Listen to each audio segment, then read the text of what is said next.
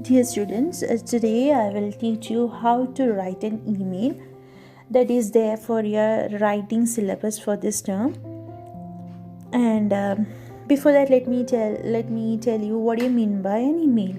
Simply, it is an electronic mail, and it is a digital message we are sending to someone, or someone is sending to us, or more than one recipients, and it is sent through the internet in an instant.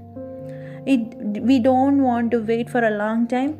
If we are writing an email and if we are sending it, it will be automatically reaching that person within no time. So that is a specialty of an email. So you might have already done many emails to your friends, to your relatives, or for any official purposes. But there, in writing an email in a lab or phone or system, we don't want to worry about the format because it is automatically there in the phone or system. But when you are writing for your exams, you should be thorough with the format of an email. Fine.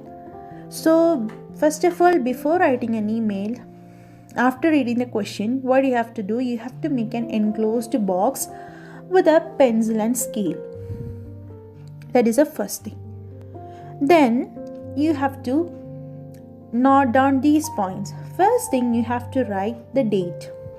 Okay, date is the first thing. So date is always written in the form month, date and year.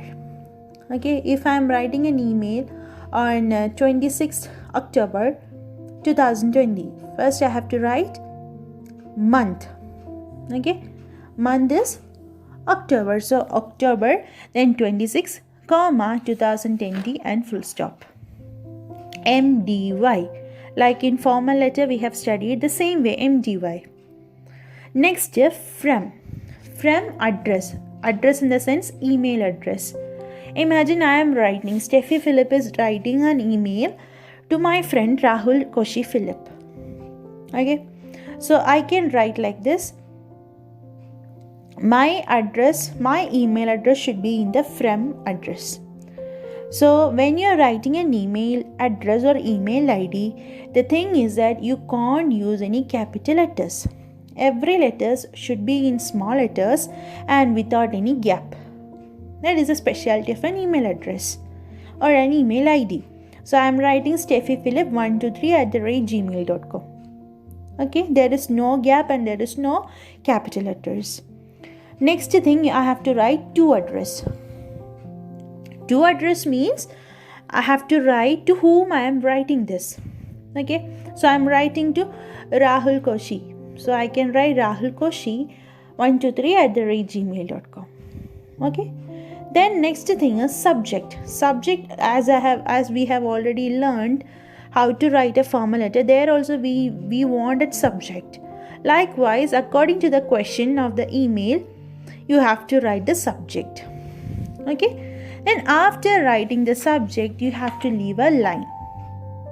And after writing the subject, leave a line and you have to write the salutation. Salutation means to whom. Imagine I am writing to my friend Rahul. So I can write Dear Rahul, or I can write Dear Friend.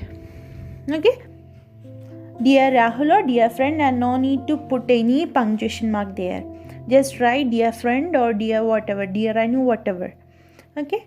No need to put full stop or comma. Just write Dear Rahul. Then you have to write the content. Okay, in writing the content, it is always preferable to write in 3 paragraphs. You can even write a single line in a paragraph, but it is better to write in 3 paragraphs. So after writing first paragraph, you have to give a separation. Either you can leave a line or you can start from the middle of the another line. Fine. So 3 paragraphs should be there minimum.